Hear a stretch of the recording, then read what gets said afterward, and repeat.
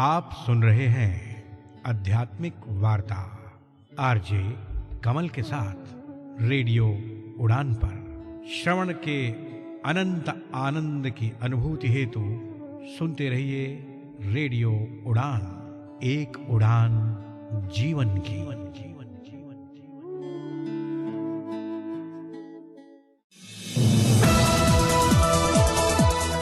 इस कार्यक्रम में भाग लेने वाले प्रतिभागियों के द्वारा दी जाने वाली जानकारी अथवा की जाने वाली चर्चा वास्तविक और काल्पनिक दोनों ही हो सकती हैं। चर्चा के दौरान किसी व्यक्ति के द्वारा दिए गए कथन एवं तथ्य के लिए कार्यक्रम के प्रस्तोता, प्रस्तुतकर्ता अथवा रेडियो स्टेशन प्रत्यक्ष या अप्रत्यक्ष रूप से जिम्मेवार नहीं है।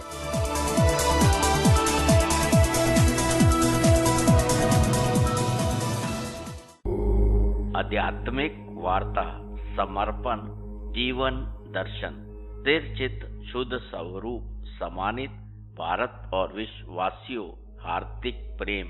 आज की इस भागती दौड़ती जिंदगी में सुकून के कुछ पल के लिए रेडियो उड़ान, एक उड़ान जीवन के माध्यम से प्रस्तुत आध्यात्मिक वार्ता के इस मंच पर समर्पण के अंतर्गत एक बार फिर आपके समक्ष उपस्थित हुआ है आपका अपना हमसफर। स्वीकार कीजिए अपने हमसफर कमल का अभिनंदन।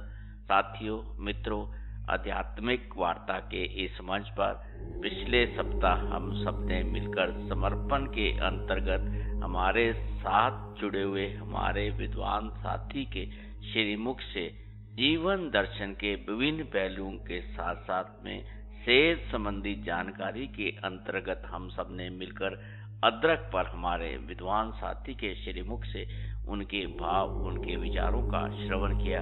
आज आध्यात्मिक वार्ता के इस मंच पर एक बार फिर से जीवन दर्शन के अंतर्गत हम सब मिलकर इस मंच पर हमारे विद्वान साथी के श्रीमुख से गुरु की महिमा के साथ साथ में माता ककई की अद्भुत महिमा पर हमारे विद्वान साथी के श्रीमुख से उनके भाव का श्रवण करेंगे और उनके विचारों को जानने और समझने का प्रयास करेंगे।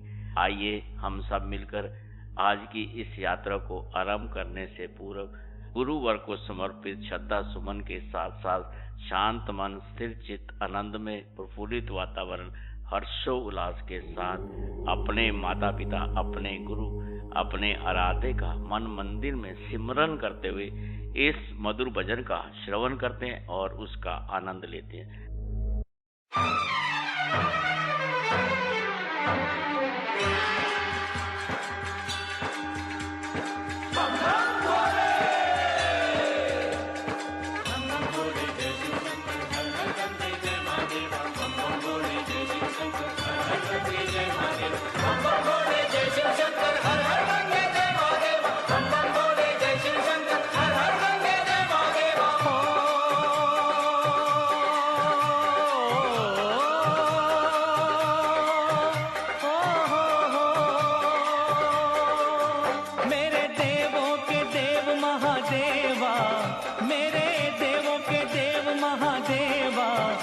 स्वीकार भोलेनाथ मेरी सेवा, करो स्वीकार भोलेनाथ मेरी सेवा।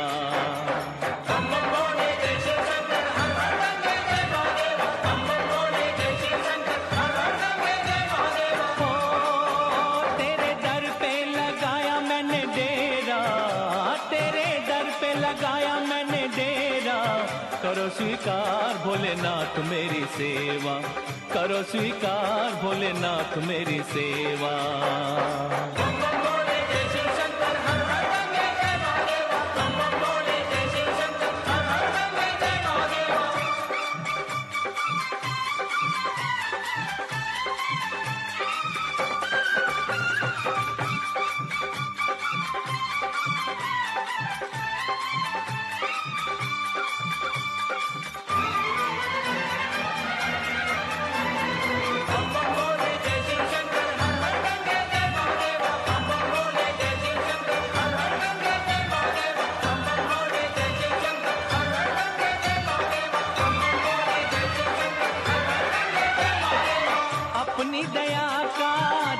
दिखा के ज्ञान का भर दे मन में उजाला, ज्ञान का भर दे मन में उजाला।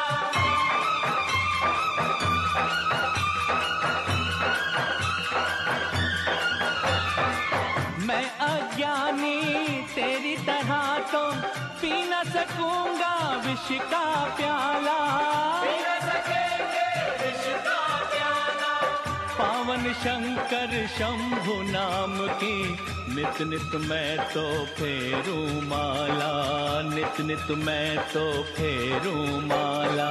जय जय शंभु जय जय शंकर बोलो जय जय भोले बाबा, जय जय शंभु जय जय शंकर बोलो जय जय भोले बाबा। हो मेरे देवों के देव महादेवा, मेरे देवों के देव महादेवा, करो स्वीकार भोलेनाथ मेरी सेवा, करो स्वीकार भोलेनाथ मेरी सेवा।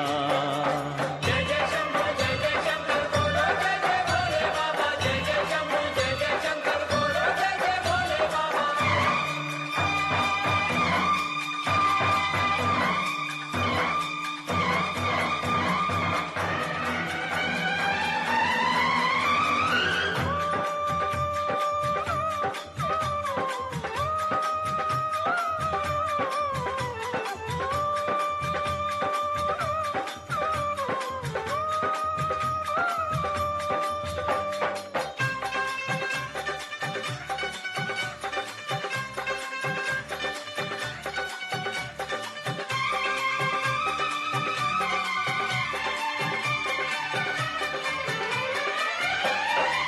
जग की सारी मोह माया से भोले बाबा मुक्ति दिला दे, भोले बाबा मुक्ति दिला दे।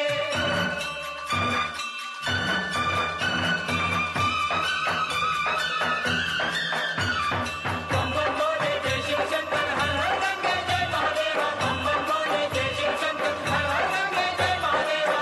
हर इंसान से प्यार करूं मैं ऐसी मुझको राह दिखा दे, ऐसी हमको राह दिखा दे। ऐ कैलाशपति मेरे मन में सन्मति का एक दीप जला दे, सन्मति का एक दीप जला दे। जय जय शंभु जय जय शंकर बोलो जय जय भोले बाबा, जय जय शंभु जय जय शंकर बोलो जय जय भोले बाबा। हो मेरे देवों के देव महादेवा, मेरे देवों के देव महादेवा, करो स्वीकार भोलेनाथ मेरी सेवा, करो स्वीकार भोलेनाथ मेरी सेवा। बम बम बोले जय शिव शंकर हर हर गंगे जय महादेवा, बम बम बोले जय शिव शंकर हर हर गंगे जय महादेवा।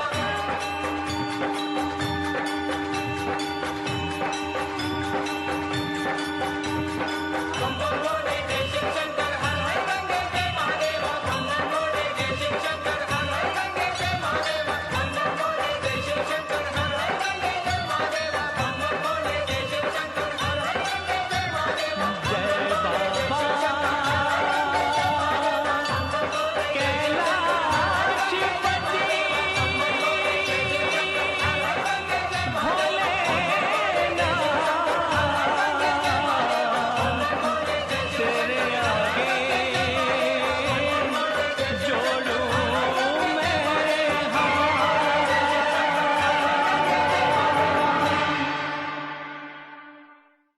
आध्यात्मिक वार्ता के इस मंच पर समर्पण में एक बार फिर से आप सबका दिल की गहराइयों से हार्दिक अभिनंदन। साथियों मित्रों, अब इस मंच पर समर्पण में मैं आमंत्रित करना चाहूँगा हमारे विद्वान साथी सेवानिवृत्त महाप्रबंधक प्रशासन जैव विविधता परिषद उत्तर प्रदेश से कृष्णकांत तिवारी जी को कि वह हमारे साथ इस मंच पर गुरु की महिमा पर अपने भाव और विचार रेडियो उड़ान के श्रोताओं के साथ साझा करें। आइए हम सब मिलकर इस मंच पर कृष्णकांत तिवारी जी का दिल की गहराइयों से हार्दिक अभिनंदन करते हैं और उनसे अनुरोध करते हैं कि वह आज की इस यात्रा को विधिवत रूप से आरंभ करें। साथियों मित्रों, सम्मानित भारत और विश्वासियों, आइए हम सब मिलकर आज के विषय पर वक्ता के मुख से गुरु की महिमा पर उनके भाव का श्रवण करते हैं और उनके विचारों को जानने और समझने का प्रयास करते हैं। प्रातः स्मरणीय चरण वंदनीय गुरुदेव को समर्पित श्रद्धा सुमन। पूज्य शरण श्रद्धेय प्रबुद्ध संत जन, भगवत कथा रसिक महानुभावों, श्रद्धामयी माताओं, बहनों, आप सभी को भगवत भाव से सादर प्रणाम व हृदय से आभार। आज हम गुरुदेव की महिमा के ऊपर चर्चा करना चाहेंगे। आप सब भी श्रद्धा भाव से श्रवण करें। भगवान कहते हैं कि भगवान की महिमा से भी अधिक गुरुदेव की महिमा है। इसे मानस के एक प्रसंग के माध्यम से समझने का प्रयास करते हैं। भगवान ने तो वचन दिया ही था दशरथ जी को मनु के रूप में कि मैं आऊंगा, पर एक बार नहीं, सत्य सत्यपन सत्य हमारापन सत्य है, मैं आऊंगा। एक बार नहीं, मैं आऊंगा आऊंगा आऊंगा। लेकिन जिसके पास आने का वचन दिया उसका चौथापन आ गया, नहीं आए। राम जी से किसी ने कहा, वचन देकर भी नहीं जाते, आप वचन देकर भी नहीं जाते हो, कम से कम वचन की मर्यादा तो रखो, आप मर्यादा पुरुषोत्तम हो। राम जी बोले, मर्यादा के कारण ही तो नहीं जा रहा। कौन सी मर्यादा बाकी है? दशरथ जी के घर जाओ। भगवान बोले, हम उनके ही घर जाते हैं जो गुरुदेव के दर पर जाते हैं, और जो गुरुदेव के दर पर नहीं जाते हैं हम उनके घर पर नहीं जाते हैं। यह भी तो मर्यादा है। अगर दशरथ जी गुरु जी के पास न जाएं और हम उन्हें मिल जाएं तो लोग कहेंगे, गुरु जी की क्या जरूरत है, भगवान तो ऐसे ही मिल जाते हैं। नहीं नहीं, राम मिलावन हार परम गुरु, राम मिलावन हार परम गुरु। दशरथ जी गुरु जी के यहाँ गए तो उन्हें भगवान के पास नहीं जाना पड़ा, भगवान उनके पास आ गए। लेकिन एक बात है, मानस में ऐसी गुरु महिमा है अद्भुत। दशरथ जी को भगवान मिले, गुरुदेव को सम्मान करने से गुरु गृह गयऊ तुरत महिपाला, चरण लाग करी विनय विशाला, चरण लाग करी विनय विशाला। तब भगवान मिले और श्री राम एक दिन घर छोड़कर चले गए। दशरथ जी का घर छोड़कर चले गए क्यों?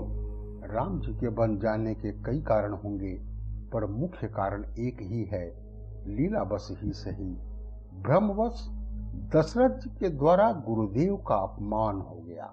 कैसे? कहा कि जब राम जी को सिंहासन पर बिठाने वाले थे, युवराज पद दे रहे थे, तब दशरथ जी गुरु जी के पास पहले तो गए पर बाद में नहीं गए। तो बाद में क्या किया?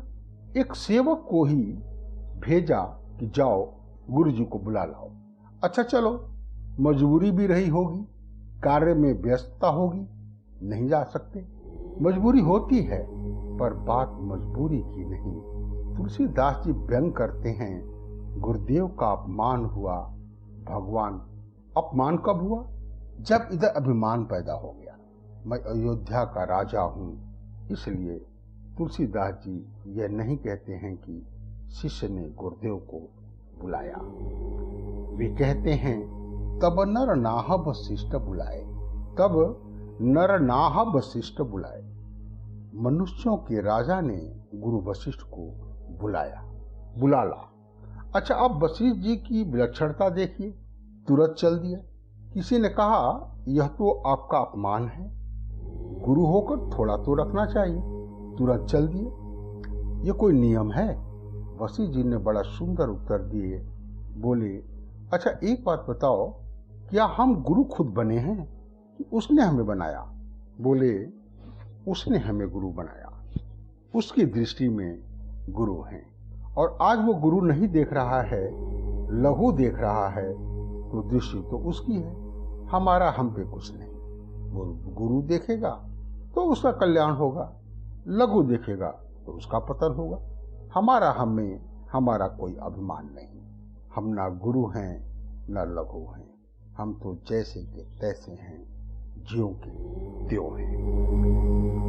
वृंदावन के सुप्रसिद्ध संत श्री उड़िया बाबा जी से एक बार किसी ने कहा कि आप लोग इतनी गुरु महिमा करते रहते हैं, क्या जरूरत है गुरु की?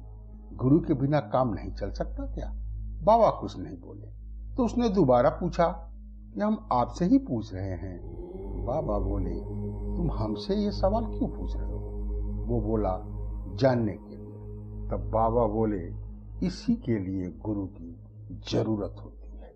आजकल लोग बहुत कहते हैं गुरु बनाने की क्या जरूरत है, वो हम तो खुद ही गुरु हैं, भगवान ही गुरु हैं। वो भावनाएं तो अच्छी है, लेकिन इस परंपरा का अवश्य पालन करना चाहिए। एक संत कहा करते थे, जब तक आत्म लखे नहीं कोई सुखी न होई, बिन सदगुरु के लखा न जावे, भेष पंथ ना कोई। एक सज्जन बोले, गुरु जी जो मंत्र देते हैं वो तो किताबों में पहले से ही लिखा है। कई लोग किताबों से मंत्र इकट्ठा करके पूछते हैं, क्या दिया होगा मंत्र? ये दिया होगा, न तो यह दिया होगा। ये तो हमें पहले से ही पता है, उसमें क्या है? हमें गुरु की क्या जरूरत है? लेकिन एक बात याद रखें, फिर भी हमें गुरु की बहुत जरूरत है। मंत्र तो वही हैं, लेकिन पुस्तक उस तक नहीं ले जाएगी। पुस्तक तो केवल पुस्तक है, उस दिशा में धक्का दे सकते हैं। अब एक बात समझिए, एक आदमी बाजार से कारतूस खरीद लाया। अच्छा, कारतूस तो ले आया, बंदूक नहीं थी उसके पास। वो कारतूस को हाथ में लेकर पत्थर की दीवार पर दे मारा। अब बोलो, कारतूस कारगर होगा? कारतूस असली है, दुकान भी बहुत बढ़िया है, और जहां से लेकर आया वह भी बहुत बढ़िया है। पर जब हम हाथ में कारतूस को लेकर दीवार पर मारते हैं तो थोड़ा बहुत पत्थर के प्रभाव का भले ही पड़ता हो असर, पर कारतूस पूरी तरह कारगर नहीं होता। पर किसी ने कहा, ठहर, कारतूस तो सही है, ऐसे कारगर नहीं होगा। और जब उस कारतूस को बंदूक के नाली में रखकर चलाया जाता है तो पूरी तरह कारगर होकर अपना प्रभाव प्रकट कर देता है। तो मैं भी आपसे यही निवेदन कर रहा हूं कि ये कारतूस रूपी मंत्र जो है वो कारतूसों की तरह ही है, और ये किताबें दुकान की तरह है। तो जैसे कारतूस दुकानों से मिल जाते हैं या फिर मंत्र किताबों में मिल जाते हैं, लेकिन याद रखें ये मंत्र तब तक कारगर नहीं होगा। बोले कब तक? जब मंत्र रूपी कारतूस गुरुदेव की वाणी रूपी बंदूक से चलते हैं तब कारगर होते हैं, उसके पहले कारगर नहीं होते। इसलिए हमारे यहाँ यह परंपरा है, गुरुवर्य को हम तब गुरुदेव उपदेश देते हैं तत्त्वम असि, तब अनुभव होता है सोहमस्मि। ये सुनना पड़ता है, गुरुदेव के द्वारा यह मंत्र सुनकर ही कल्याण होता है। इसलिए गुरुदेव की महिमा है, कभी उपेक्षा ना करें, कभी गुरुदेव का अपमान ना करें। अरे जाने दो। अच्छा देखिए, भगवान के पिता है महाराज दशरथ, भगवान की बात जाने दें।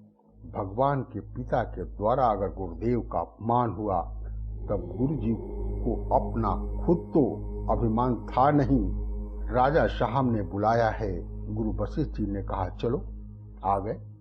अच्छा, दशरथ जी तब भी अपनी भूल सुधार लेते कि गुरुदेव क्षमा करें, व्यस्तता इतनी है, मैं नहीं आ सकता, और आपकी बड़ी कृपा ना।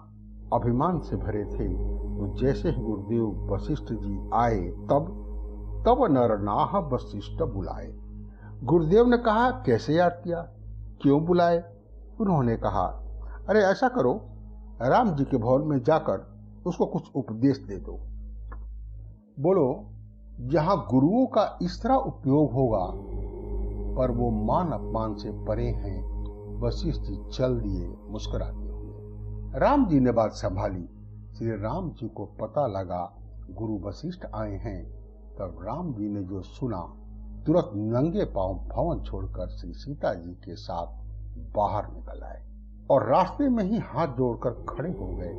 गुरुदेव को देखा तो धरती पर सिर रखकर प्रणाम किया, हाथ जोड़कर आंखों में आंसू भरकर कहा, सेवक सदन स्वामी आगमनु मंगल मूल मंगल दमनु सेवक सदन स्वामी आगमनु मंगल मूल अमंगल दमनु। श्री राम जी कहते हैं, यद्यपि सेवक के घर स्वामी का आगमन ये अमंगल हरण करने वाला है, मंगल का सृष्टि करने वाला है। मेरा सौभाग्य जो गुरुदेव पधारे, पर गुरुदेव ये उचित नहीं हुआ। गुरु वशिष्ठ बोले, क्यों? उचित क्या है राम? राम जी बोले, उचित तो यह था कि राम को वहां बुला लिया होता। पिताजी मुझे आज्ञा देते कि गुरु जी के पास जाकर आशीर्वाद लेकर आओ। तदपि उचित जनु बोली सप्रीति सिख नाथ कही असनीति। राम को वहां आना चाहिए था। वशिष्ठ जी भाव विह्वल हो गए, नेत्रों से प्रेम जलभर आया। बोले, राम तुम तो तुम ही हो, तुम धर्म सेतु पालक हो, तुम्हें मर्यादा मालूम है, तुम्हें गुरु महिमा मालूम है, तुम्हारे जैसा गुरु भक्त कौन? बोले, राम सबसे मैं वो बात नहीं कहता, तुमसे जरूर एक बात कहता हूँ। उपदेश तुम्हें क्या देना, संयम पूर्वक रहना। और एक बात सुन लो, राम करहु सब सज्जम आजू, जो विधि कुशल निभय काजू। अगर विधाता कुशलता से ये कार्य हो जाने दें तो स्पष्ट वशिष्ठ जी ने यह कह दिया, हमें लगता नहीं ये कार्य पूरा होगा। विधि, विधि माने ब्रह्मा, ब्रह्मा जी से होने नहीं देंगे। कहा क्यों नहीं होने देंगे? कहा विधि बिगड़ गई, नाराज हो गए। बोले, क्यों नाराज हो गए? बोले, यहाँ जब विधि बिगड़ जाती है तो वहां विधि बिगड़ जाते हैं। विधि बिगड़ गई। यहाँ क्या बिगड़ गई? बोले, गुरु शिष्य के पास जाए उपदेश देने, उचित तो यह था कि शिष्य गुरु के पास उपदेश व आशीर्वाद लेने जाए। राम जी बोले, गुरुदेव आप ठीक कहते हैं। और दूसरे दिन वही हुआ, भगवान वनवासी हो गए और राम जी गए, लक्ष्मण जी गए और सीता जी भी गईं। इसका अर्थ है, जिसके द्वारा गुरुदेव का अपमान होगा या जहां गुरुदेव का अपमान होगा वहां न ज्ञान होगा, न वैराग्य होगा और न भक्ति होगी, कुछ नहीं होगा। भगवान राम ज्ञान के प्रतीक हैं, लक्ष्मण जी वैराग्य व सीता मैया तो साक्षात भक्ति स्वरूपा हैं। इसलिए जहां ज्ञान वहीं वैराग्य और जहां ज्ञान वैराग्य वहीं भक्ति। तो दशरथ जी के द्वारा गुरुदेव का अपमान हुआ तो राम जी घर छोड़कर चले गए, लेकिन वहीं भरत जी के द्वारा लौट कर आए। क्यों? क्योंकि भरत जी के लिए एक बात कही गई कि गुरु अवमान दोष नहीं दूषा। भरत जी के द्वारा गुरुदेव का अपमान नहीं हुआ, गुरु अवमान दोष नहीं दूषा। वे तो गुरुदेव को संग लेकर गए, गुरुदेव से ही प्रार्थना की, गुरु जी आप जैसा करें। और यही कारण है कि अंत में वशिष्ठ जी ने कहा, क्या? राम जी ने कहा, गुरुदेव कुछ फैसला कर दें। गुरुदेव वशिष्ठ जी बोले, मुझसे मत कहलाओ। क्यों? भरत स्नेह विचार निराखा, भरत स्नेह विचार निराखा, तेहि ते कहूँ बहोरी बहोरी, भरत भगति भई मति मोरी। तेहि ते कहूँ बहोरी बहोरी, भरत भगति भई मति मोरी। भरत स्नेह विचार न राखा। गुरुदेव बोले, मैं निर्णय नहीं दे सकता, भरत के प्रेम के बस में हो गई मेरी बुद्धि। भरत के प्रेम ने विचार रहने नहीं दिया। राम जी बोले, फिर मैं क्या करूं गुरुदेव? क्या बात है? गुरु वशिष्ठ बोले, मोरे जान भरत रुचि राखी, जो कीजिए सो शुभ शिव राखी। भरत जो कहे वही करो। मेरी समझ से तो एक ही बात समझ में आ रही है, वही शुभ होगा। शंकर भगवान साक्षी हैं, आप भरत जो कहें वही करो। क्योंकि मोरे जान भरत रुचि राखी। राम जी भाव विह्वल हो गए। गुरुदेव इतने पक्ष में भरत के, राउर जा पर अस अनुरागा, राउर जा पर अस अनुरागो को कही सकई भरत कर भागो। तो एक बात है, बोले क्या? गुरुदेव की इतनी कृपा, गुरुदेव का इतना अनुराग भरत के प्रति, तो निश्चित भरत जी ने गुरु सेवा अमान भाव से की है, इसलिए गुरुदेव की ऐसी कृपा है। तो राम जी बोले, अब मैं भरत के कहने से ही अयोध्या लौटूंगा। क्यों? बोले, जब दशरथ जी के द्वारा गुरुदेव का अपमान हुआ तो मैं अयोध्या छोड़कर आ गया, और भरत जी के द्वारा गुरुदेव का सम्मान हुआ, तब मैं अयोध्या लौट कर जाऊंगा। इसलिए नवदा भक्ति में भी भगवान के श्रीमुख से ऐसा कहा गया है कि गुरु पद पंकज सेवा तीसरी भगति अमान, अभिमान छोड़कर गुरुदेव की चरण कमलों की सेवा। भगवान कहते हैं, गुरुदेव को तो भगवान का रूप ही समझना चाहिए। और भक्तमाल में भी कहा गया है कि भक्त भक्ति भगवंत गुरु चतुर नाम बप एक, इनके पद बंधन किए नासत विघ्न अनेक। तो इसी के साथ वाक्य पुष्पांजलि भगवत चरण में अर्पित करते हुए अपनी वाणी को विराम देते हैं। हरिओम। आध्यात्मिक वार्ता के इस मंच पर समर्पण में एक बार फिर से आप सबका मैं दिल की गहराइयों से हार्दिक अभिनंदन करता हूँ। अभी हम सब ने मिलकर वक्ता के मुख से आज के विषय पर, गुरु की महिमा पर उनके भाव को जाना और समझा। ये यात्रा अभी भी जारी है। हमें इस मंच से लेना होगा एक छोटा सा अल्प विराम। यूं गए यूं वापस आए। मिलते हैं एक छोटे से अल्प विराम के बाद। तब तक आइए हम सब मिलकर श्रवण करते हैं इस मधुर भजन का। इस मधुर भजन के बाद भी आज की यात्रा इसी प्रकार जारी रहेगी।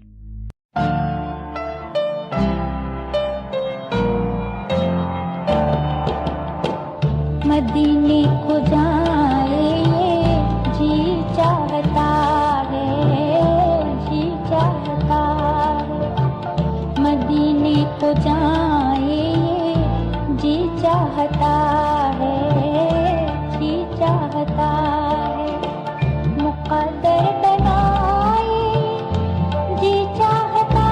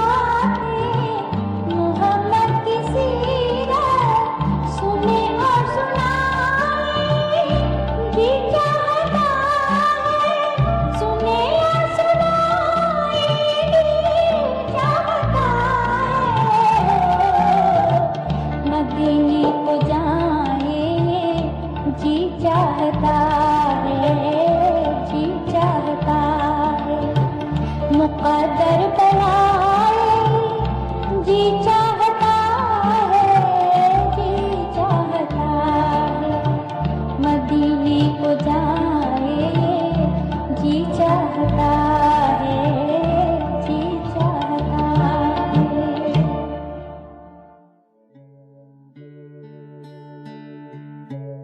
आप सुन रहे हैं आध्यात्मिक वार्ता आरजे कमल के साथ रेडियो उड़ान पर।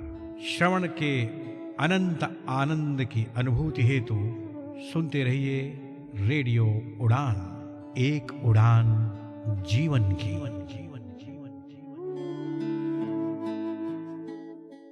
एक सफल और स्वतंत्र जीवन में दृष्टिहीनता कोई बाधा नहीं होती, लेकिन कैसे? NFB कर्नाटक की मदद से। ये आपको देता है पर्सनल असिस्टेंस और ट्रेनिंग प्रोग्राम्स, जिससे आप महसूस करेंगे एम्पावर्ड और आत्मनिर्भर। NFB कर्नाटक की एड्स एंड अप्लायंसेस सर्विस आपको देती है एक उज्जवल कल के लिए आवश्यक उपकरणों तक पहुंच। इतना ही नहीं, NFB कर्नाटक की ब्रेल कम टॉकिंग लाइब्रेरी है सभी के लिए सुलभ पुस्तकों का भंडार। इस टॉकिंग लाइब्रेरी के साथ जिंदगी का आनंद उठाएं। NFB की इंफॉर्मेशन एंड काउंसलिंग सर्विसेज आपको देंगी सटीक जानकारी और विशेषज्ञों से मार्गदर्शन। इतना ही नहीं, NFB की लीगल और सिविल एडवोकेसी सर्विस आपको रूबरू कराएगी अपने अधिकारों से एक समानतापूर्ण दृष्टिकोण से। घर बैठे पाइए जॉब ओपनिंग्स पर ऑथेंटिक जानकारी। जी हाँ, NFB कर्नाटक आपको देता है SMS job alert service. NFB Karnataka सही मायनों में बना है दृष्टिबाधितों की आवाज। हम आवश्यक सहायता और सुलभ पुस्तकालयों से लेकर वकालत और करियर के अवसरों तक एक अधिक समावेशी समाज बनाने के लिए समर्पित है। आज ही हमसे संपर्क करें 08023484794 पर, या फिर आप कॉल कर सकते हैं 9916368800 पर। अधिक जानकारी और सकारात्मक बदलाव का हिस्सा बनने के लिए nfbkarnatak.org पर जाएं। NFB Karnataka, voice of the visually impaired. वैसे तो आपको हर चीज में प्रोटेक्शन चाहिए। धूप में निकलने से पहले सनस्क्रीन के साथ रेडी होते हो, क्रिकेट खेलने से पहले नी पैड्स लगा लेते हो, और सोने से पहले मच्छरदानी लगा के सोते हो। तो फिर बात जब हाथों के जर्म्स की हो, तब प्रोटेक्शन गायब क्यों? इसीलिए सैवलॉन स्वस्थ इंडिया कहता है, अगर जर्म्स और बीमारियों से रखनी हो दूरी, खाने से पहले हैंड वॉश जरूरी। अगर पानी न होता तो क्या ये गाना हिट हो पाता?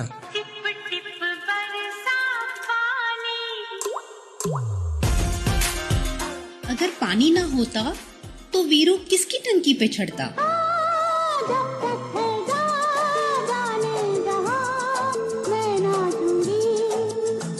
अगर पानी न होता तो मेघा क्या बरसाते?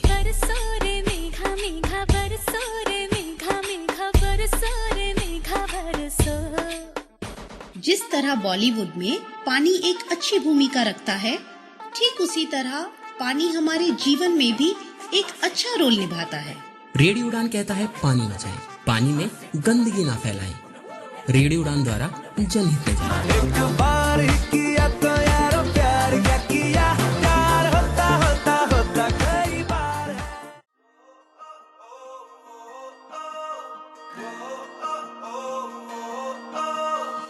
दिन भर की थकान के बाद आपके मूड को चिल करने आ गए हैं हम म्यूजिक से आपकी सारी टेंशन दूर करने। तो जुड़िए हमारे साथ, रिक्वेस्ट कीजिए अपने फेवरेट सॉन्ग। मैं रेशम, मैं वरुण, मैं मुस्कान, और हम आपके लिए लेकर आए हैं music masala 7 to 8 PM every Monday and repeat every Tuesday 2 to 3 PM only on Radio Udan, a flight of life। अब सुनो वो गाने जो आपका दिल चाहे।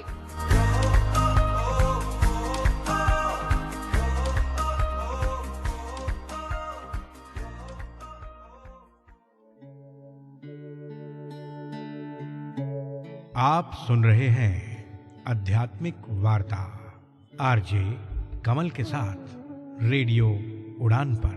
श्रवण के अनंत आनंद की अनुभूति हेतु सुनते रहिए रेडियो उड़ान, एक उड़ान जीवन की।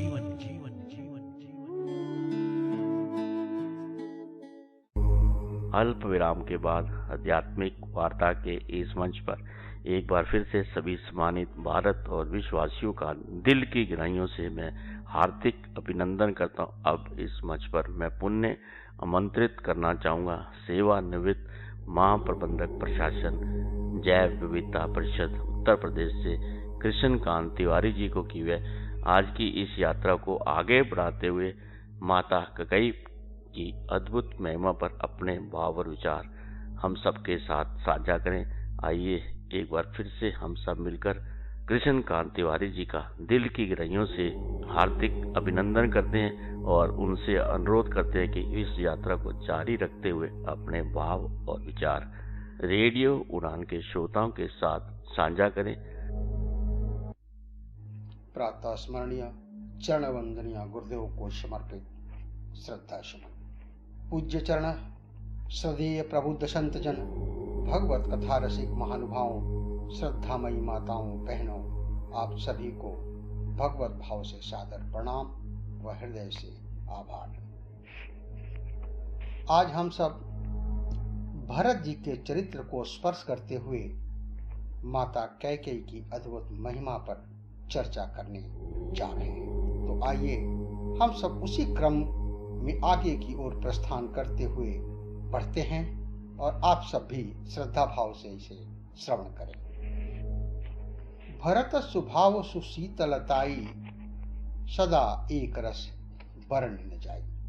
कभी कभी लगता है कि चाहूं नहीं कुबेर को, देर एक सुरेश पद, चाहूं नहीं ज्ञानिन में ज्ञानी कहाऊं मैं, चाहूं नहीं योग ध्यान धारणा समाधि हेतु, जन्म मरण व्याधि रहित अविचल पद पाऊं मैं। फिर उर में राजेश वश एक अभिलाष शेष, ताही कर जोर निज नाथ को सुनाऊं मैं। जानी पे मडरावे मन मधुप मुनीशन के, उन मंजू पद कंजन की पनही बन जाऊं मैं। उन मंजू पद कंजन की पनही बन जाऊं मैं। मोरे शरण राम की पनही, मोरे शरण राम की पनही। आहा, क्या बात है। उन भाव मूर्ति भरत को, जिनका प्रेम कभी कभी झलक के रूप में दिखाई पड़ता था, उस प्रेम को पूर्ण रूप से प्रकट करना था भगवान श्री राम को। सिंधु ने सिंधु का मंथन किया, प्रेम सिंधु भरत का मंथन शील सिंधु श्री राम जी ने, कृपा सिंधु श्री राम जी ने, करुणा सिंधु श्री राम जी ने किया। प्रेम अमिय मन दरु बिरहु, भरत पयोधि गंभीर, मति प्रगटेऊ सुर साधु हित, कृपा सिंधु रघुबीर। भरत रूपी समुद्र का मंथन हुआ।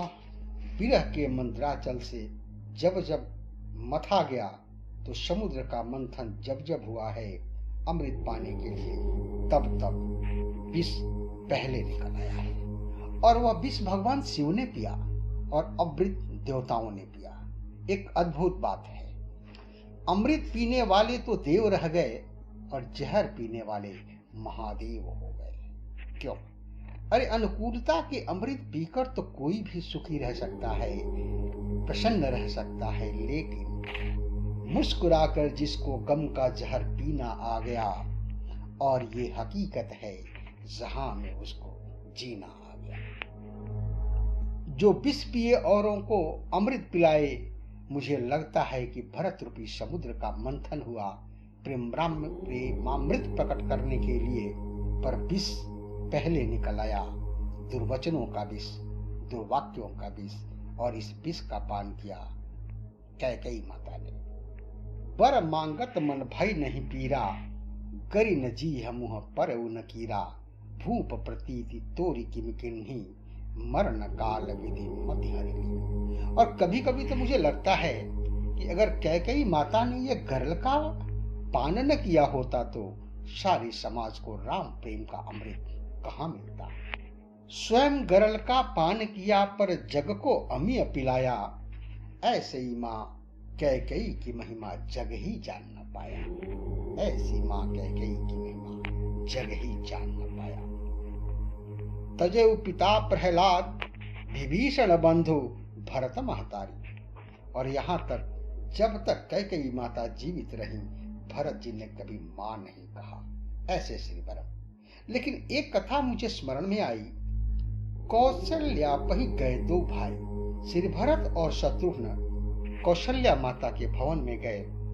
कैकेयी माता ने मंथरा से, वही एक सहयोगिनी उनके पास बची थी, मंथरा से कहा कि इस भवन का द्वार बंद कर दे, अब हमारा इस अयोध्या में कोई नहीं है।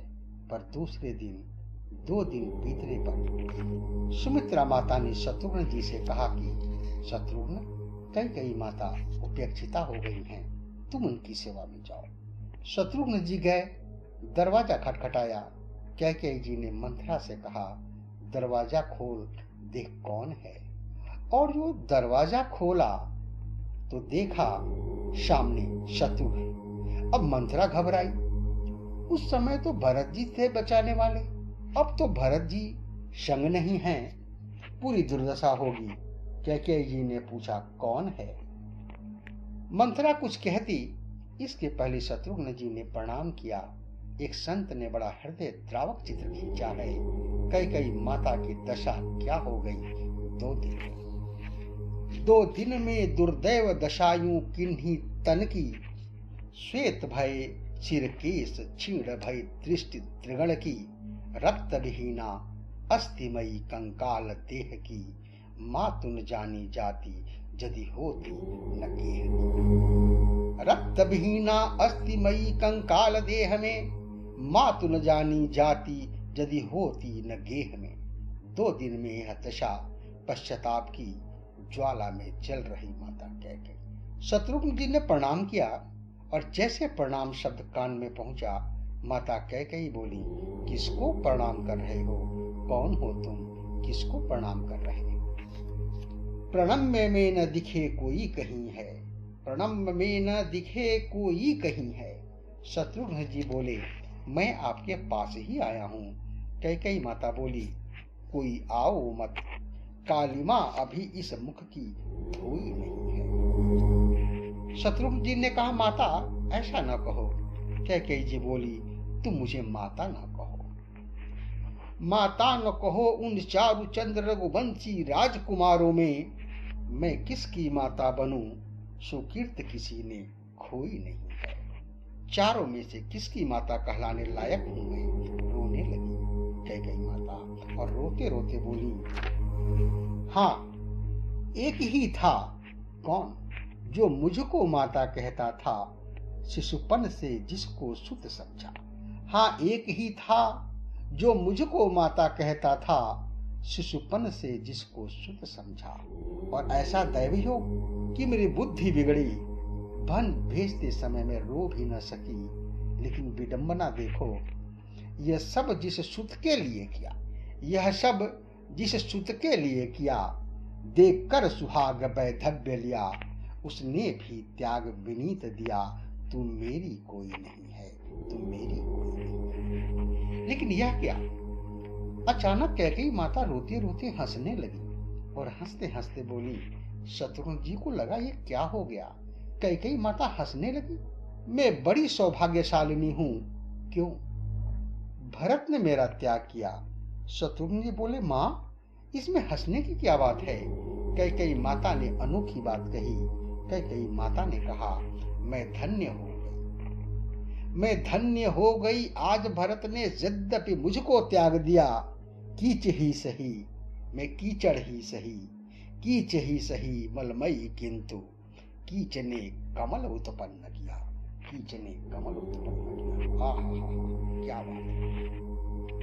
मेरी दुर्गंध विनीत बहे पर पुष्प मेरा सौरभमय है, रघुवंशी की जो उचित लाल को चरित वही गौरवमय है। मेरी दुर्गंध विनीत बहे पर पुष्प मेरा सौरभमय है, रघुवंश को जो उचित लाल को चरित वही गौरवमय है। लेकिन माँ, वो आपको माँ नहीं कहते। कैकेयी जी बोली, तू मेरी नहीं कोई, तू मेरी नहीं कोई, विनीत वह भले ही कहे, पर मैं तो यह कहूंगी सपूत वह मेरो है, सपूत वह मेरो है। उधर मैं तो उसे बेटा कहूंगी। और इधर भरत जी कौशल्या माता के द्वार पर आए हैं। वही बड़ी करुणापूर्ण प्रसंग है। कौशल्या माता जिस दिन से श्री राम बन गए हैं उस दिन से जल भी ग्रहण नहीं किया है। शरीर कृश है। माता कौशल्या अत्यंत व्यथित हैं। उसी समय भरत कौशल्या माता के द्वार पर पहुंचे। आवाज सुनाई, पति विहीना पूतहीना मातुरी तुम हो कहाँ, आ गया घर का वही षड्यंत्रकारी खल यहाँ। भरत जी की आवाज माता के कान में पड़ी। तुलसीदास जी लिखते हैं, भरत ही देखी मातु उठी धाई, भरत ही देखी मातु उठी धाई। भरत को देखकर माता दौड़ पड़ी, लेकिन मन में उत्साह है भरत को हृदय से लगा लेने को, पर तन तो उस लायक नहीं है, इसलिए चक्कर आ गया, गिर गई। मूर्छित अवनी परिझई, मूर्छित अवनी परिझई, मूर्छित होकर गिर गई। भरत जी बोले, माँ माँ, तुमने मूर्छा में आंख बंद नहीं की, अच्छा किया जो आंख बंद कर ली। क्यों? मुख न देखो माँ मेरा, मुख देखने में पाप है, किंतु कह दो हे भरत तुम पर सभी का श्राप है। पर माँ, कौशल्या ने भरत के मुख पर हाथ रख दिया। भरत ऐसा न कहो, ओ भरत बेटा, न तुझ में द्वेष की दुर्गंध है, साक्षणी मैं हूं, मुझे उस राम की सौगंध है, उस राम की सौगंध है। भरत, तुझ में द्वेष की दुर्गंध नहीं हो सकती, मैं राम की सौगंध करके कहती हूँ। लेकिन एक बात मैं कहती हूँ बेटा, क्या? मेरी गोद में आ जा, गोद में आ जा। माता ने भरत को गोद में बिठा लिया और तुलसीदास जी ऐसा दृश्य खींचते हैं कि ऐसा ऐसा भाव वात्सल्य का उमड़ा, धन पर स्रवाही नयन जल छाए। माता की छाती से दूध झरने लगा, नेत्रों से आंसू बरसने लगे। और यह जो गोस्वामी तुलसीदास जी महाराज की प्रस्तुति है, धन पर स्रवाही नयन जल छाए। और मुझे लगता है कि इसी पंक्ति का भावानुवाद श्री मैथिली शरण गुप्त जी ने भी किया है कि अबला जीवन हाय तुम्हारी यही कहानी, आंचल में है दूध और आंखों में पानी, ये धन पर स्रवाही नयन जल छाए। कौशल्या माता किसी तरह बोल सकी। भरत जी को हृदय से लगा लिया और बोली, लोग कहते हैं कैकेयी ने मेरा बड़ा विरोध किया। नहीं नहीं, मेरी तो गोदी भरी हुई है। भरत जी बोले, माँ, पर इस गोद में तो राम भैया बैठते थे, आज मैं? कौशल्या माँ बोली, नहीं नहीं, मुझे ये नहीं लगता भरत मेरी गोद में है, मुझे ये नहीं लगता कि भरत मेरी गोद में है। आ गया मेरा वही तू, राम सचमुच राम है। और भरत, जानते हो तुझ में और राम में क्या अंतर है? भरत जी बोले, क्या? आ गया मेरा वही तू, राम सचमुच राम है, तू वही और वो तू ही, भिन्न केवल नाम है, भिन्न केवल नाम है। दोनों का नाम अलग अलग है, मेरा राम आ गया। गोस्वामी जी कहते हैं, देखी सुबाऊ कहत सब कोई, राम मातु अस काहे न होई। भरत रो पड़े। भरत जी ने कहा कि माँ, आपने राम भैया को बन जाने से रोका क्यों नहीं? कौशल्या माता बोली, बेटा, मैंने तो कहा था अगर केवल पिताजी ने आज्ञा दी है तो मैं माँ हूँ, कह रही हूँ कि तुम बन मत जाओ। लेकिन जब राम ने कहा कि माता कैकेयी ने बन जाने की आज्ञा दी है तो भरत तब में मजबूर हो गई। मैं नहीं रोक सकी। क्यों? क्योंकि मैंने उस समय याद किया, उस क्षण को। कब? जब छोटे थे राम जी और भरत, तुम, लक्ष्मण, शत्रुघ्न चारों जब आंगन में खेलते थे ना। भरत जी बोले, हाँ माँ। तो क्या हुआ? बोली, मेरे मन में बहुत दिन से ये भावना थी, कब वह शुभ दिन आएगा जब राम मुझे माँ कहेगा। पहली बार तोतली बोली में राम ने मुझे माँ कहा। कौशल्या जी कहती है, मुझे आनंद तो बहुत हुआ, प्रेम भी बहुत उमड़ा, लेकिन फिर मैंने राम के मुख पर हाथ रख दिया। कहा कि नहीं नहीं, मुझे माँ मत कहो, मैं तुम्हारी माँ नहीं हूँ। तो राम ने तुतलाकर पूछा, फिर मेरी माँ कौन है? तो मैंने इशारे कर दिया कैकेयी की तरफ और यह कहा। तुलसीदास जी लिखते हैं, जब राम ने मुझे माँ कहा, कौशल्या जी बोली, कहे मोही मैया। मैंने कहा, मैया मैं भरत की, बलि जाऊं भैया, तेरी मैया कैकेयी है। मैंने कहा, मैं भरत की माँ हूँ, राम बलिहारी जाती हूँ, तुम्हारी माँ तो कैकेयी है। आज कौशल्या जी बोली, बेटा भरत, जिस बालक को बचपन से ये संस्कार दिया हो कि कैकेयी तुम्हारी माँ है, उसी बालक को माता की आज्ञा का पालन करने से मैं कैसे रोकूं? लेकिन माँ, अयोध्या उजड़ गई। कौशल्या जी बोली, चाहे सब कुछ उजड़ जाए पर संस्कार नहीं उजड़ना चाहिए। शुभ संस्कारों की तो रक्षा करनी चाहिए, स्थापना करनी चाहिए। कैसे रोकती? लेकिन मैं भी नहीं रह सकी राम के बिना। मैंने कहा, राम, एक पंक्ति पर आप सब ध्यान देंगे। कौशल्या जी ने राम जी से कहा कि जो सुत कहे वो मोही संग लेहु, तो तुम्हारे हृदय होई संदेह। अगर मैं यह कहूं कि मुझे भी वन में साथ ले चलो, तो तुम्हारे मन में संदेह हो जाएगा। स्पष्ट नहीं हुआ कि संदेह क्या हो जाएगा। बस पंक्ति लिखकर तुलसीदास जी आगे बढ़ गए। पर एक भाव मुझे बहुत प्रिय लगता है। कौशल्या जी बोली, राम, तुम्हारे मन में एक संदेह हो जाएगा। बोले, क्या? बोली, एक तो भरत की माँ कैकेयी है, जो राम का युवराज पद पर अभिषेक उत्सव नहीं देखना चाहती। और कौशल्या जी बोली, मैं कहती राम मुझे भी वन में साथ ले चलो, तो तुम्हें यह संदेह हो जाता कि राम की माँ कौशल्या भी भरत का राज्याभिषेक नहीं देखना चाहती, इसलिए वन जाने की बात कह रही हैं। तो नहीं नहीं राम, जैसे मेरे लिए तुम वैसा भरत। मैं भरत का राज्याभिषेक देखूंगी, यहीं रहूंगी। भरत जी तो रोने लगे, माता के चरणों में सिर रखकर। माता, ऐसी जननी के कोख से तो परमात्मा ही प्रकट होते हैं, मनुष्य रूप में अवतार लेते हैं। श्री भरत जी रात्रि भर कहते रहे एक ही बात, माँ, अगर राम भैया के वन गमन में मेरी सलाह हो तो जितने भी पाप हैं, कुपातक हैं, उन सब का फल मुझे मिल जाए। कौशल्या मैया बोली, भरत, ऐसा दोबारा मत कहना। एक बात याद रखो, चंद्रमा में चाहे आग पैदा हो जाए, चंद्रमा में चाहे अग्नि प्रकट हो जाए, लेकिन तुम राम के विरुद्ध नहीं हो सकते। भरत को देखकर तो गुरुदेव भी भाव विह्वल होकर रोने लगे। बिलकी कहे मुनिनाथ, सुनहु भरत भावी प्रबला, बिलकी कहे मुनिनाथ, हानि लाभ जीवन मरणो, जसु अप जसु विधिहान। गुरुदेव ने दुखी होकर कहा, हे भरत, होनी बहुत बलवान है, हानि लाभ जीवन मरण और यश अपयश ये सब विधाता के हाथ में है, यह सब विधाता के हाथ में है। इसी के साथ वाक्य पुष्पांजलि भगवत चरण में अर्पित करते हुए अपनी वाणी को विराम देते हैं। हरिओम। आध्यात्मिक वार्ता के इस मंच पर एक बार फिर से आप सबका दिल की गहराइयों से हार्दिक अभिनंदन।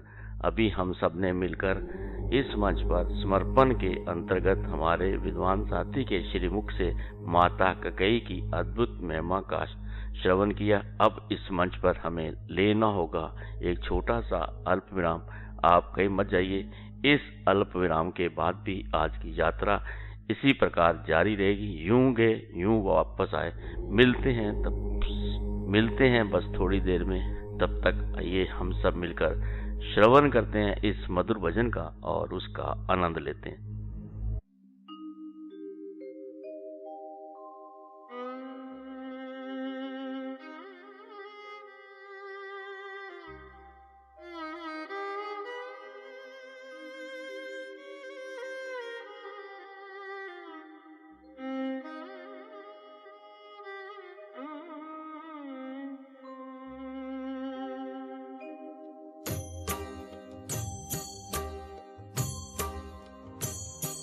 सर्वेश्वरी जगदीश्वरी, सर्वेश्वरी जगदीश्वरी, हे मातृरूप महेश्वरी। सर्वेश्वरी जगदीश्वरी, सर्वेश्वरी जगदीश्वरी,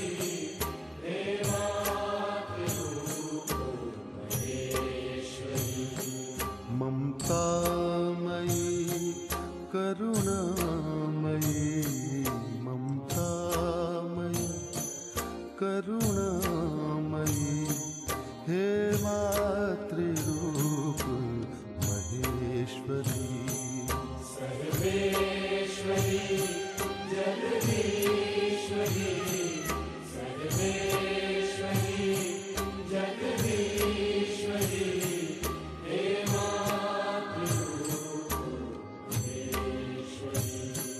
जगजीवनी संजीवनी, समस्त जीवनेश्वरी। जगजीवनी संजीवनी, समस्त जीवनेश्वरी, हे मातृरूप महेश्वरी। सर्वेश्वरी जगदीश्वरी, सर्वेश्वरी जगदीश्वरी, हे मातृरूप महेश्वरी। सर्वेश्वरी जगदीश्वरी, सर्वेश्वरी जगदीश्वरी, हे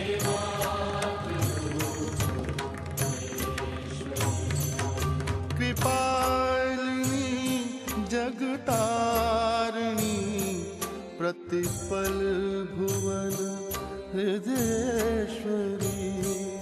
कृपालिनी जगतारिणी, प्रतिपल भुवन हृदयेश्वरी, हे मातृरूप महेश्वरी। सर्वेश्वरी जगदीश्वरी, सर्वेश्वरी जगदीश्वरी, हे मातृरूप महेश्वरी। सर्वेश्वरी जगदीश्वरी, सर्वेश्वरी जगदीश्वरी, हे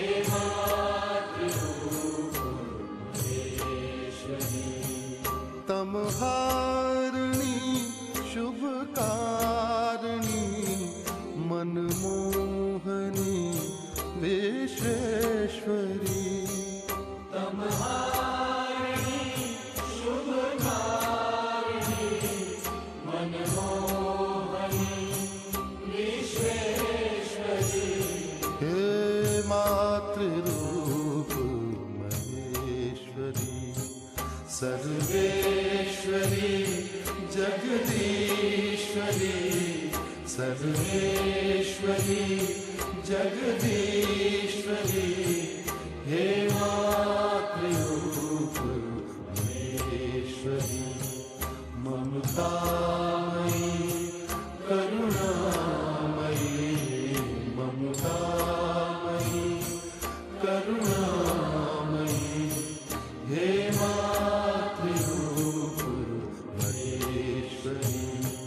सर्वेश्वरी जगदीश्वरी सर्वेश्वरी जगदीश्वरी हे मातृरूप महेश्वरी।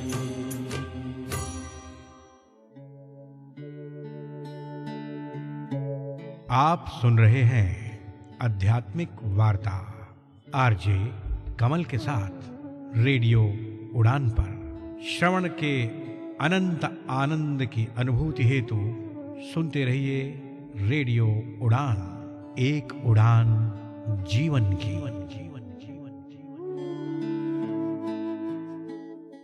सुनिए, मेन्यू में क्या है?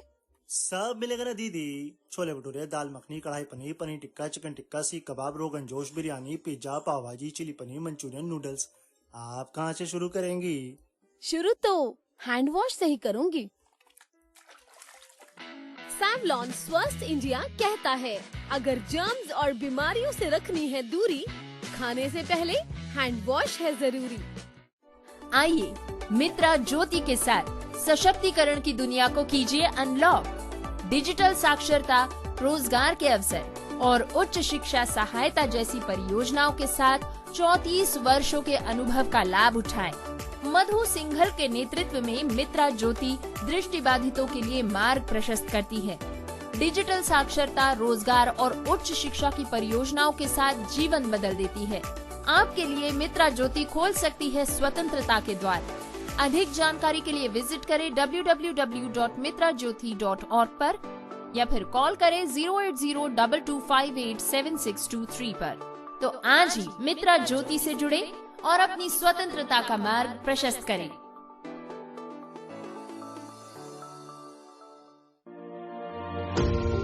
पेश है स्मार्ट ऑन ग्लासेस, एक ऐसी डिवाइस जो तकनीकी और सादगी को साथ लाता है। यह हल्का डिवाइस स्मार्ट ऑन ऐप के जरिए आपके फोन से जुड़ता है और देता है आपको 7 जबरदस्त फीचर्स। कैमरा फीचर्स, वस्तुओं और नोटों की पहचान, 13 भाषाओं में पढ़ाई और पढ़ाई के सवालों का हल। Non camera features, WhatsApp image का सारांश, डॉक्यूमेंट एआई से स्मार्ट वर्क और स्मार्ट आई जो डायग्राम, चार्ट्स और ग्राफ की पूरी जानकारी देता है। और सबसे बेहतरीन बात, इसे चार्ज करने की कोई जरूरत नहीं। ये आपके फोन से सीधे पावर लेता है और तैयार रहता है हमेशा आपके साथ। तो इंतजार क्यों, अभी जुड़े और अपने जीवन को नया आयाम दे। कॉल करें हमारे सपोर्ट नंबर पर 7016068884। स्मार्ट ऑन ग्लासेस, आपकी नई दृष्टि, नई सोच।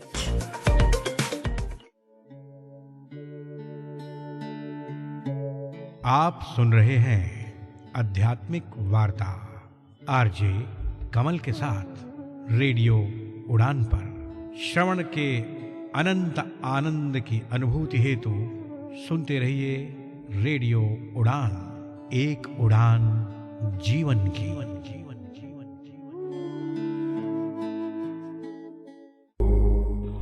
साथियों, मित्रों, आध्यात्मिक वार्ता के इस मंच पर अल्प विराम के बाद एक बार फिर से आप सबका दिल की गहराइयों से हार्दिक अभिनंदन। ये कार्यक्रम रेडियो उड़ान, एक उड़ान जीवन के माध्यम से आपके हमसफर कमल द्वारा प्रस्तुत किया जा रहा है। अल्प विराम पे जाने से पहले साथियों, मित्रों, हम सब ने मिलकर माता ककई की अद्भुत महिमा पर हमारे विद्वान साथी के श्रीमुख से उनके भाव को जाना और समझा। अब इस मंच पर मैं आपके साथ अपने विचारों को साझा करने का प्रयास करता हूँ। साथियों, मित्रों, क्या आप मुझे बता सकते हैं कि उस परमपिता परमात्मा को पाने का सबसे आसान तरीका क्या है? क्या हम किसी को दुखी करके, किसी को आघात करके, किसी से राग द्वेष की भावना रखते हुए क्या उस परमपिता परमात्मा को पाया जा सकता है? जहाँ इसके विपरीत किसी के चेहरे पर मुस्कुराहट लाकर और अपने चेहरे पर भी मुस्कुराहट लाते हुए क्या हम उस परमपिता परमात्मा को पा सकते हैं? साथियों, एक रूपक के माध्यम से मैं इस पर अपने भाव और विचारों को साझा करने का प्रयास करता हूँ। ये मेरे निजी विचार हैं। एक रूपक मुझे आपके किसी साथी द्वारा भेजा गया था। साथियों, मित्रों, आज की भौतिक सुखों की चाहत के अंदर हम सब इतने ज़्यादा व्यस्त हो गए हैं कि हम अपने साधनों के खोज में ही सारी जिंदगी को इसके ओर धकेल देते हैं। उस परम पिता परमात्मा जिसके हम अंश हैं, मृत्यु लोक की भूमि पर जिसने हमें भेजा है, उसको भूलकर हम आज भौतिक सुखों की चाहत के अंदर इतना ध्यान केंद्रित कर लेते हैं कि हम किसी के बारे में ना तो सोच पाते हैं, बस भागते भागते सुकून के कुछ पल के लिए भी हम अपने प्रयास नहीं करते। साथियों मित्रों, एक साथी जो कि पहले काफी गरीब हुआ करता था, अपने प्रयासों से उसने भौतिक सुखों को प्राप्त कर लिया। अब उसके पास सभी प्रकार के साधन थे, पर वह सब साधनों का उपयोग तो नहीं कर सकता था, इसलिए कुछ वस्तुएं उसके गैराज में रखी रहने लगी। समय बीतता गया। उसके गैराज में एक मोटरसाइकिल भी रखी हुई थी जिसको वह काफी प्रिय था, लेकिन समय अभाव के कारण और ज्यादा भौतिक सुखों के कारण अब वह उसका इस्तेमाल ही नहीं करता था, बस ऐसे ही पड़ी थी। एक दिन उसके विचार में आया, क्यों ना इस मोटरसाइकिल को बेच दिया जाए। अब ये समस्या थी कि उस मोटरसाइकिल की क्या कीमत लगाई जाए, 4,000, 10,000, 20,000। काफी सोच विचार करने के बाद उसने उस मोटरसाइकिल की कीमत को 30,000 रखा और उसने अपनी इस गतिविधि को अंजाम देने के लिए मोटरसाइकिल की बिक्री के लिए, सेल के लिए लगा दिया। साथियों मित्रों, कुछ दिन बीत जाने पर भी उस पर कोई भी प्रतिक्रिया उसको प्राप्त नहीं, लेकिन धीरे धीरे उस पर लोगों के भाव और विचार आने लगे। किसी ने उसकी कीमत 10,000, किसी ने 15,000, किसी ने 18,000। किसी भी व्यक्ति ने उसकी तय कीमत के बराबर कीमत नहीं लगाई। किसी ने 27,000 तो किसी ने 28,000, किसी ने 20,000। समय बीतता गया। कुछ दिनों के बाद एक दिन रात के समय पर उसके पास एक कॉल आया। ये आवाज काफी वृद्ध व्यक्ति की थी और उसने पूछा कि आप फला व्यक्ति बोल रहे हैं। इस पर अपनी सहमति व्यक्त करने के बाद उस व्यक्ति ने कहा कि मैं आपसे मोटरसाइकिल के विषय पर बात करना चाहता हूँ। ये मोटरसाइकिल मेरे बेटे को बहुत अच्छी लगी है और मैं इसको खरीदने के लिए इच्छुक है। मैं आपको इस मोटरसाइकिल की पूरी कीमत देने के लिए तैयार हूँ, परंतु आपको कुछ दिन इसके लिए इंतजार करना होगा। उस व्यक्ति की बातों से ऐसा लगता था कि वह उस मोटरसाइकिल को खरीदना चाहता, लेकिन कुछ परिस्थितियों के कारण वह इस पर अपने भाव को, विचारों को प्रकट और साझा नहीं कर सका। साथियों मित्रों, बात बीत गई और अगले दिन सुबह फिर उस व्यक्ति का फोन आया, आप इस मोटरसाइकिल को बेचिए मत, मैं आपके इस मोटरसाइकिल की पूरी कीमत देकर आपसे ये मोटरसाइकिल ले जाऊंगा। साथियों मित्रों, मैंने भी हामी भर दी और वह व्यक्ति अगले दिन मेरे पास जब आया तो काफी वृद्ध था, अपने साथ अपने बेटे को लाया था। उसने कहा कि मेरे पास अब इतना तो धन नहीं है, और उसने जितनी भी अपनी जमा पूंजी थी नोटों के माध्यम से उस व्यक्ति के समक्ष रख दी। उसमें 50 रुपए के नोट, 10 रुपए के नोट, 20 रुपए के नोट, 100 रुपए के नोट थे। जब सारे नोटों को गिना गया तो वो कुल मिलाकर 20,000 रुपए ही निकले। इस पर उस व्यक्ति ने कहा कि ये आप पैसे रख लीजिए और बाकी का पैसा देकर मैं बहुत जल्दी ही इस मोटरसाइकिल को खरीद कर आपसे ले जाऊंगा। साथियों मित्रों, मैंने इतना प्रेम किसी भी वस्तु के बारे में और अपने भावनाओं को व्यक्त करते हुए नहीं देखा था कि एक पिता अपने पुत्र के लिए इतना कुछ कर सकता है। और मैं भी उसके भाव को उसके चेहरे पर आता जाता पढ़ रहा था। साथियों मित्रों, जब उसने मुझे बताया कि मेरा बेटा इस मोटरसाइकिल को खरीदना चाहता और मैं उसे ये तोहफा उसको देना चाहता हूँ, परंतु मेरे पास जितना धन था वो मैंने आपके साथ साझा किया। कुछ दिनों के पश्चात मैं रुपए देकर आपसे ये मोटरसाइकिल ले जाऊंगा। साथियों, उसके चेहरे पर आते जाते भाव को देखकर और मैंने भी महसूस किया कि अगर मैं इस मोटरसाइकिल को तय कीमत से देता हूं तो मेरा कोई नुकसान नहीं होने वाला। और लेकिन उसके पास जितना भी धन था मैंने उस पर हामी भर दी कि आप इस मोटरसाइकिल को ले जाइए। ये मोटरसाइकिल अब मैं आपको 20,000 में भी दे देता हूँ। उसके बाद जो मेरे चेहरे पर मुस्कान थी और उस व्यक्ति के चेहरे पर भी जो मुस्कान आई, उसकी परिकल्पना भी मैं नहीं कर सकता हूँ। साथियों मित्रों, किसी के चेहरे पर मुस्कान लाकर और अपने चेहरे पर मुस्कान लाकर ही हम उस परमपिता परमात्मा, उस ईश्वर को पा सकते हैं। साथियों मित्रों, मेरा आपसे अनुरोध है कि आप आज की इस भागती दौड़ती जिंदगी में सुकून के कुछ पल के लिए अपने लिए भी समय निकालें, अपने आप को भी वो मुस्कुराने का, आनंद में रहने का, हर्षोल्लास के रहने का वातावरण प्रदान करें। साथियों, ना तो किसी ने कोई वस्तु अपने साथ लेके जानी है, सब कुछ यही छोड़ के चले जाना है। साथियों मित्रों, किस व्यक्ति की कितनी जिंदगी है इसके बारे में तो सिर्फ परम पिता परमात्मा से ज्यादा कोई भी नहीं जानता।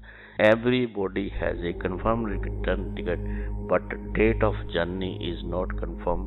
Always live in present and enjoy the life.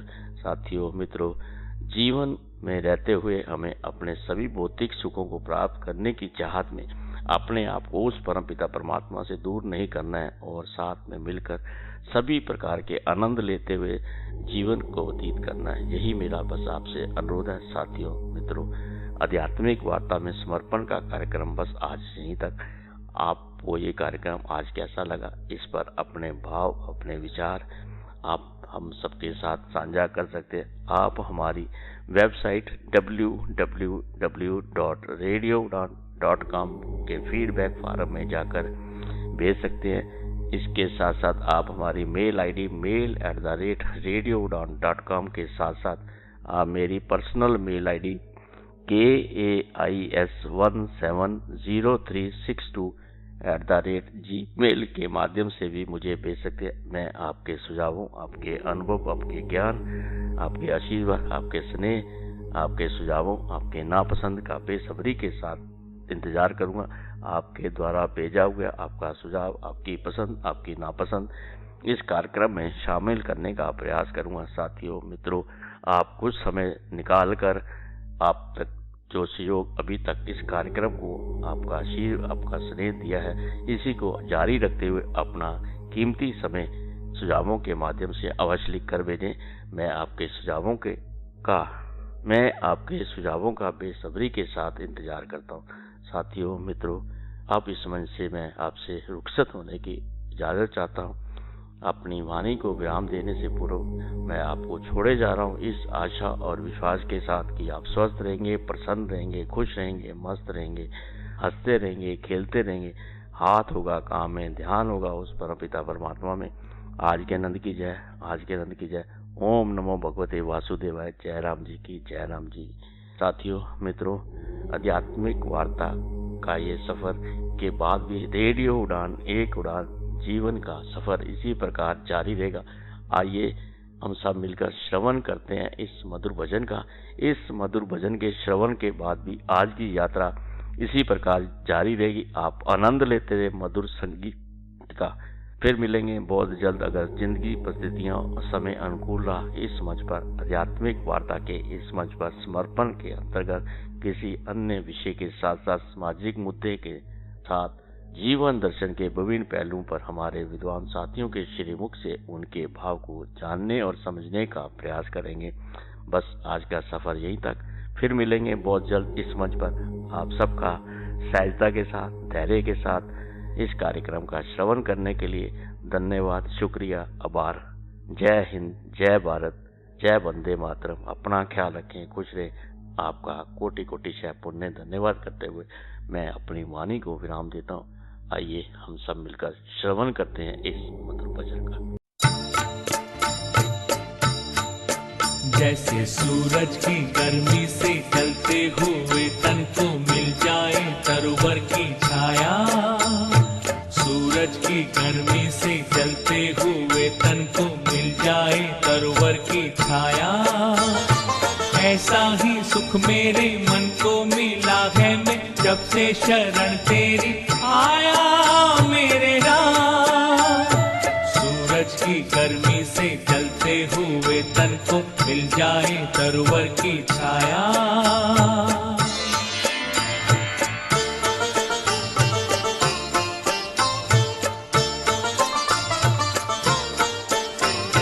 भटका हुआ मेरा मन था कोई मिल न रहा था सहारा, भटका हुआ मेरा मन था कोई मिल न रहा था सहारा, लहरों से लड़ती हुई नाव को लड़ती हुई नाव को जैसे मिलना रहा हो किनारा, मिलना रहा हो किनारा।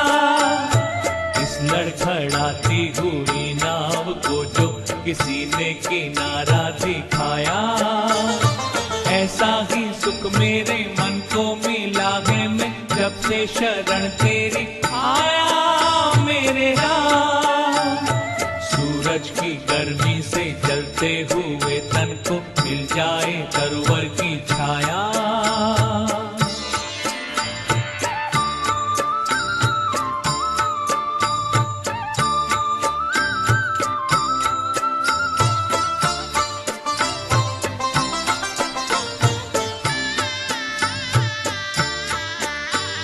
शीतल बनी आग चंदन के जैसे, राघव कृपा हो जो तेरी, राघव कृपा हो जो तेरी। उजियारी पूनम की हो जाए रातें, ज्योति अमावस अंधेरी। उजियारी पूनम की हो जाए रातें, ज्योति अमावस अंधेरी, ज्योति अमावस अंधेरी। युग युग से प्यासी मरुभूमि ने जैसे सावन का संदेश पाया, ऐसा ही सुख मेरे तन को मिला है। मैं जब से शरण तेरी आया मेरे राम, सूरज की गर्मी से जलते हुए तन को मिल जाए तरुवर की छाया।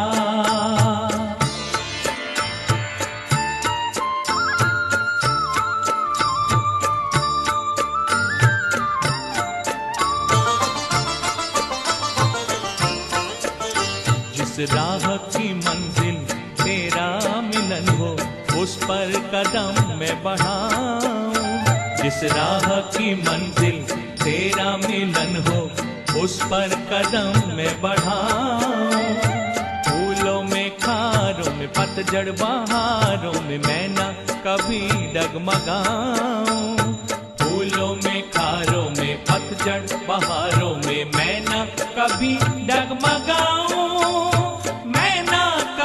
डगमगाऊं। पानी के प्यासे को तकदीर ने जैसे जी भर के अमृत पिलाया, पानी के प्यासे को तकदीर ने जैसे जी भर के अमृत पिलाया।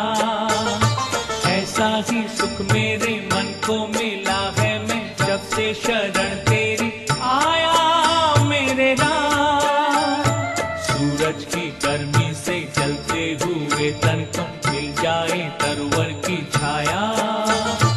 ऐसा ही सुख मेरे मन को मिला है। मैं जब से शरण तेरी आया मेरे राम, सूरज की गर्मी से जलते हुए तन को मिल जाए तरुवर की छाया।